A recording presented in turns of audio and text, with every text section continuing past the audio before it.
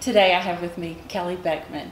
Kelli is a breast cancer survivor, stage 4, diagnosed metastatic, living with breast cancer. Hi, Kelli. Hi. So I'm so glad that you're willing to come and sit down with me and have a conversation and let people learn a little bit more about you. Well, I appreciate the opportunity. Great. And Kelli is also our honorary race chair. We are honored to have her accept this position and just kind of be the face of the race and just share her breast cancer experience with everyone. So thank you, Kelli. Well, thank you. It's such an honor. Good. I'm super excited. I can't wait for the race. It's going to be fun. Yes, it definitely. really is. You know, let's just start at the beginning, okay? Diagnosis. You just want to share with everybody a little bit about your story, about just from the very beginning, your diagnosis? Okay, for my 36th birthday, I was diagnosed with breast cancer. My oncologist was doing a baseline mammogram, and I had no family history, no signs, no symptoms. It was just put in my chart until I turned 40 to compare, and it ended up being breast cancer, stage 2. Had the bilateral mastectomy, did dense dose chemo, radiation, everything that I needed to do. Mm-hmm. And that was at the age of 36 on your birthday? Yes, I was. Yes, I know. So technically I was 35, turning 36. Wow. Yes. Wow. So and since then, you have, in my opinion, just lived your life out loud. Yes. You know, through social media and the friends that you know, the families of breast cancer survivors and them themselves that you've come in contact with. You're just this positive light. You really are. And I think for all of us who support the cause, who have not previously had a diagnosis, but have had friends and family, loved ones, co-workers, etc., you and so many of your breast cancer survivor sisters give us strength and encouragement. And so how is that? How is that? You have your own difficult diagnosis that you're going through, but we gain so much strength from you. What is it? What do you have that? Well, I don't think there's any special formula. I just think that, you know, once you hear that stage 4 and you hear that, you know, for example, back in 2011 when my cancer came back and I had a huge tumor here, Big Daddy, and then 5 other tumors on my pelvic bone, my spine, you know, and you're told your prognosis is poor, you know, it's like a light comes on. You understand how beautiful life is and the world around us and how privileged we are that we get to be part of this. And so I tell my friends all the time, I wish you could see this world through my eyes without going through my journey. Because, you know, that's what it is. You just have a better compassion for people and a better understanding of what it feels to hurt and not know and that uncertainty, you know. And so, you know, you want to be able to reach out to that other person and say, hey, you know what, it's okay, you know, and we can do this. And, you know, more and more people are living with breast cancer. Yes, that's true. You know, and I'm stage 4, 6 years out, you know, and that wasn't supposed to be. And so, you know, especially with organizations like Susan G. Komen that's funding the research, and every day we're getting closer and closer, and it's exciting to know. It is. You know? It truly is. You know, my youngest was 1 when I was first diagnosed. I didn't think that I would ever see him, you know, go to kindergarten, and here he is 11 now, and, you know, and hopefully I get to see him drive a car and maybe even get married one day. Yeah. And so, you know, you have to hope for that. And, you know, it's amazing what things, you know, are being done and the hope that's there. Yeah, I remember Kelli when I very first met you. Kelli, a couple years back, well, many years, but the first time that I became familiar with Kelli, she was an outstanding fundraiser. And of course this is online and you can see what's going on, and it was kind of, who is this Kelli Beckman? Where's she coming from? Oh yeah, I want to know her. So I picked up the phone and gave you a call. Yes. And we had a conversation, and you told me about hope to see your youngest son drive, and just your passion for the cause and the research and those kind of things. And I'm excited to say that Komen is investing more and more and more funds into the research of metastatic breast cancer, both how to prevent and cure. And this year alone, 37 grants were funded, research grants were funded specifically for metastatic. That's so and awesome. so I think that offers hope. It offers a lot of hope. Definitely. If we can help people not get to that stage 4, if we can prevent that, and then also what is beyond that, what opportunities might we have to prolong someone's life, and then ultimately and find the cures. It's outstanding what's going on, and it's super exciting. It is very exciting, especially for me. Yes, absolutely, Yes. absolutely. I have lots of things that I still have to see and do. Yes, exactly, because you have a wonderful family, all men. I know. 4 boys. My husband and the dog is a boy too. Everybody, so. You're outnumbered. I'm the queen. You're outnumbered. Exactly. So, but how is it, for any family member, but especially husband and the sons, and its mom and wife? Yes. It's one of the hardest things that I had to do was tell my family that I had breast cancer. At least at the time, that's what I thought. But then later, 4 years later, when I had to tell them that it was back, it was even harder.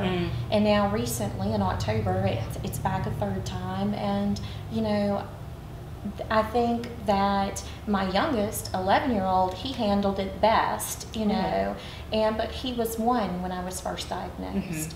But to answer your question, we tend to forget about those caregivers and those people, all eyes are on me and Kelli getting better and Kelli going through treatment. They don't recognize my husband at the time when I was first diagnosed. He had 4 boys, one being a 1-year-old. He had a full-time job.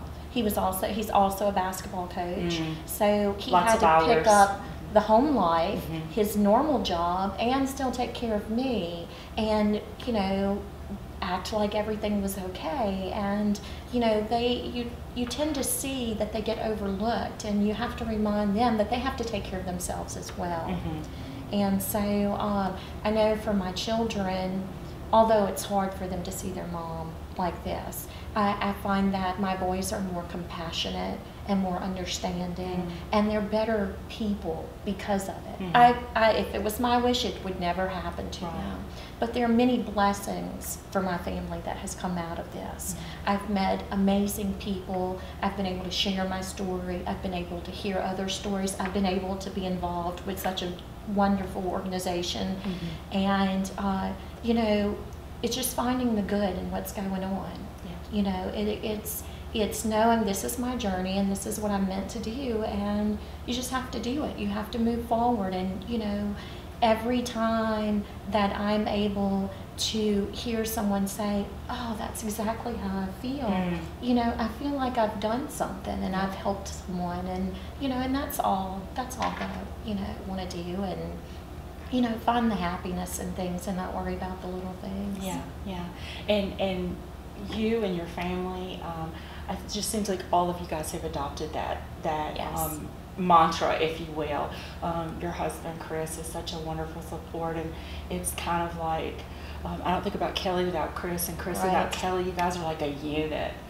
So I'm sure it can either divide or strongly unite, and it's done that. I've been very blessed that I have such a strong support group, and my husband has been there, and he's been my rock, and my mother, she, I couldn't imagine being a mom, having a child with stage 4 cancer. Right. No matter how old you are, you're still her baby. Exactly. And she is there. She is there right along with us, and so it's amazing. Wow. Kelli, one of the things that is kind of amazing about anyone going through hardship, but especially the breast cancer survivors that I've had the honor of knowing and being associated with, and not too long ago, You and I and a couple of your breast cancer survivor sisters got to sit down. Yes.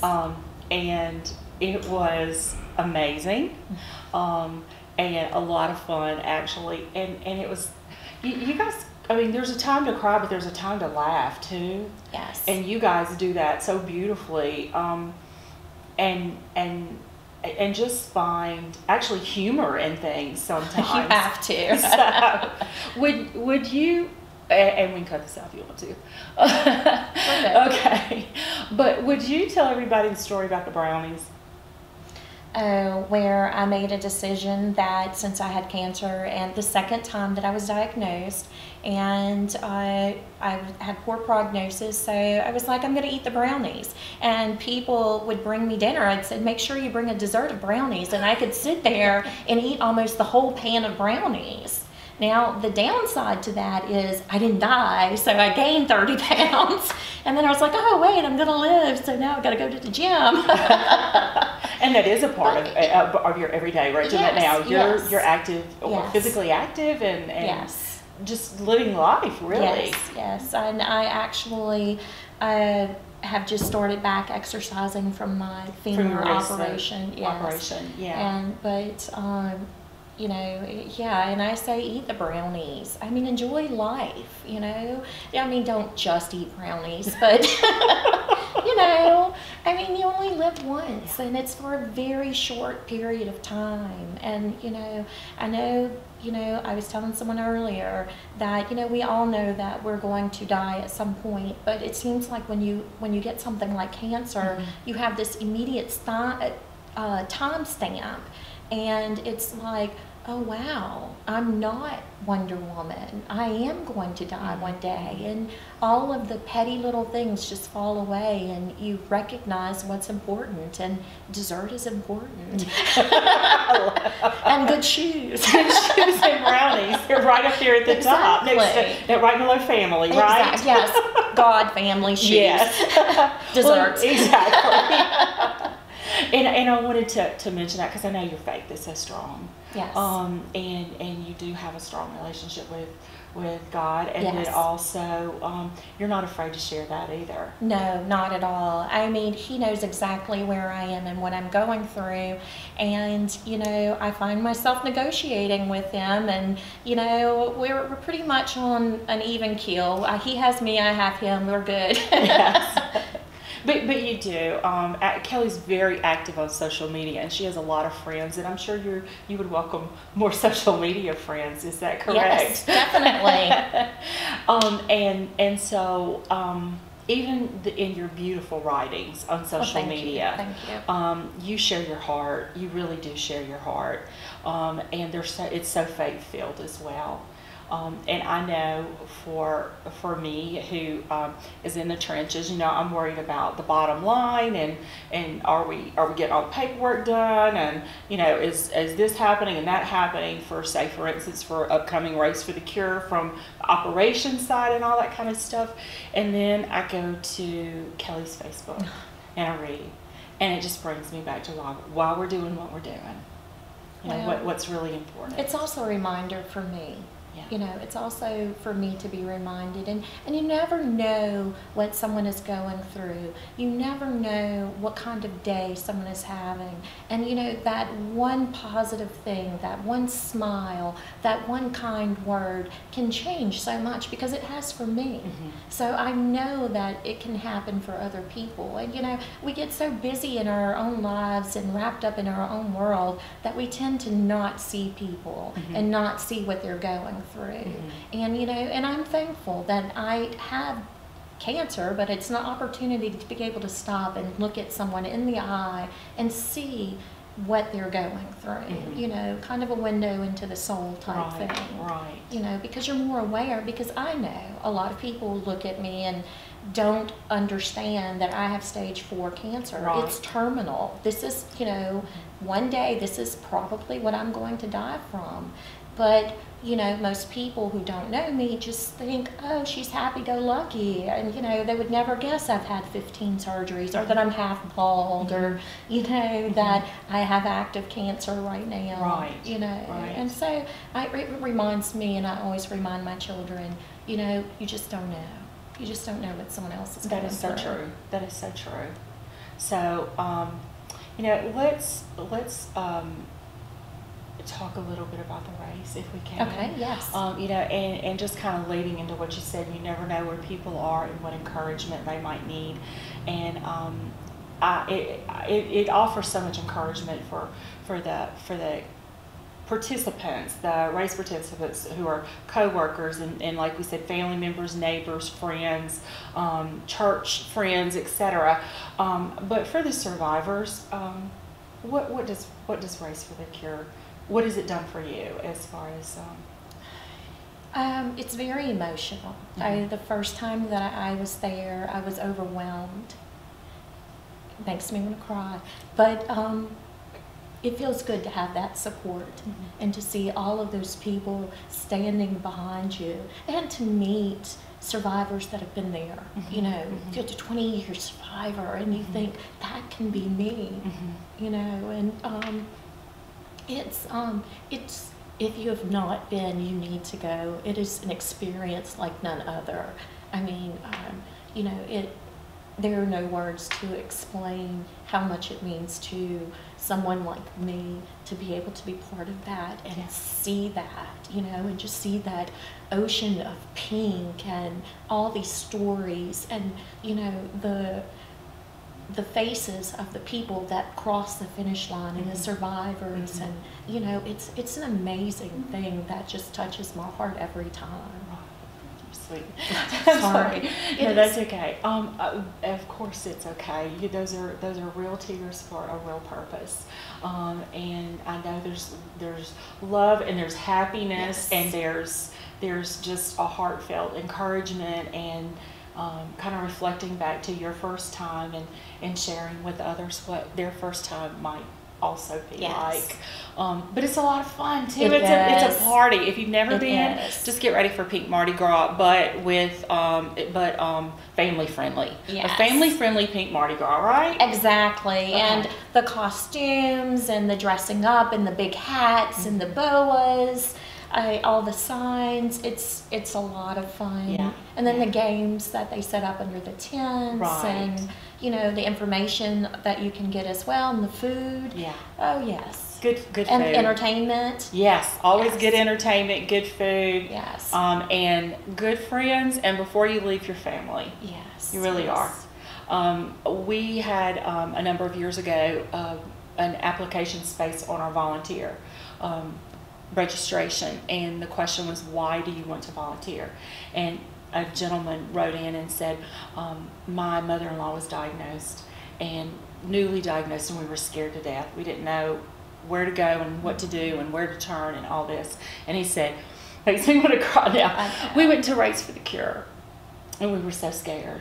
But when we left, we never felt that way again. We connected with so many people that walked with us through our journey. Yes, and whether you're a caregiver, or you have cancer, or you're a sibling, or you're a child of someone who does, they will be there. You will find someone who is in the same position that you're in, that you can relate to. And it's nice. It's nice to know that there's somebody else out there that can relate to what you're going through at that time. Good deal. Yes. Let's talk about just the investment. You know, Race for the Cure is a wonderful event. It is awareness, it's celebration, it's remembrance. It is so many things, but I would say very high on the list, pretty much right behind celebration, it's a fundraiser. Yes. It's how we raise our money to be able to invest locally for breast health education, for screenings, for those diagnostics if someone has a suspicious mammogram that they need to get further investigated and can't afford it, and then also for treatment, co-pays for deductibles, transportation, all these things locally. 75% of those funds stay here. And then 25% is dedicated to the research that we talked about. So there are a lot of opportunities to register. We'll be at the Mall of Louisiana during the month of February. We will, you can go to comebatonrouge.org and register. And then on race day, even if you wake up that day and you can register that way. You know, Kelly, there's a lot of opportunities for people to participate in the race. Yes. Folks can register and join a team. They can register as an individual, obviously. But if they want to register as a team member, what would your suggestions be? Yes, you could go online, and it's really simple. You just look for the team that you want to register for. And if you're interested in Team Beckman, you can come and be part of my team, which you would just put in Find Team Beckman and register that way. It's very easy to do, and you'll pick up your information packets the day of the race, and we'll all go together, and it's a lot of fun. And you know, I would be excited if you want to be on my team. It's for a great cause, and you know, it's near and dear to my heart and so many other people, and I think it would be a decision that you definitely would not regret. So yeah, we want to invite everybody to join the event however you can. And if for some reason you can't be there that day, then there's an option for a virtual runner, which we used to call sleep in for the cure. But we know people have other things to do in their life. And you can also go on the same website and make a donation to a team. So if you were interested in making a donation to Team Beckman, you would just put Team Beckman in. There you go. So, well, and once again, that won't be a decision that you will regret either, because of the huge investment both here locally and then in the amazing research that we talked about as well. And there's so many ways for teams to actually get donations, not just by asking. For example, my husband is putting on a basketball game. It's a Go Pink game. And so all of those proceeds and proceeds from the t-shirts that we sell will go to Susan G. Komen. You know, and there are other events that happen the day of the race where that money is still going in as donations for each team. It's amazing, and every little dollar that you can provide helps. It helps something. It goes towards someone or something, and you know, it adds up. Sure, it really does. And you know, there's really not a donation that's too small. I agree. When we all come together, just like the day of the race, how there's this amazing force of goodwill there and encouragement.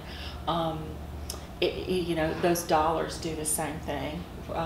We call it the power of one. What could one person do? Exactly. You know, with $1. If you think about the greater Baton Rouge area, if we only had $1 per person, we would have well over $1 million. What can we do with that? Oh my goodness. How amazing would that be? So, Kelly, anything else that you want to say? You've been so kind to answer my questions.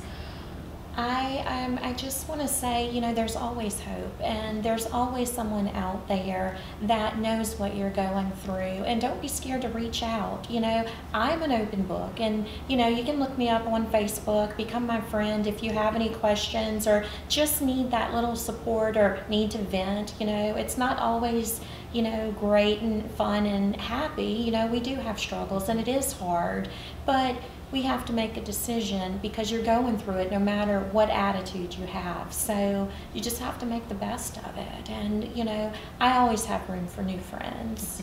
So, thank you, Kelly. Well, thank you so much for allowing me to be part of this. And I'm so honored to be the honorary chairperson. And we are honored to have you. It's amazing. And I can't wait to see everyone out there. So please come and enjoy. Kelly, I just want to thank you for being our honorary chair. It is truly an honor to have you.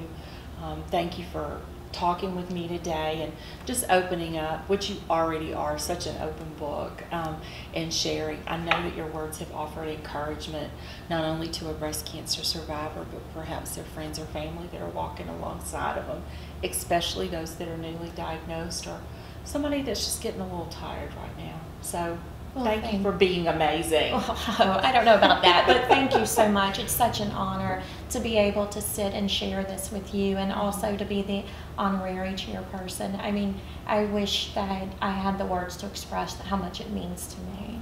And Thank we you. and us as well. So thank you. Thank you.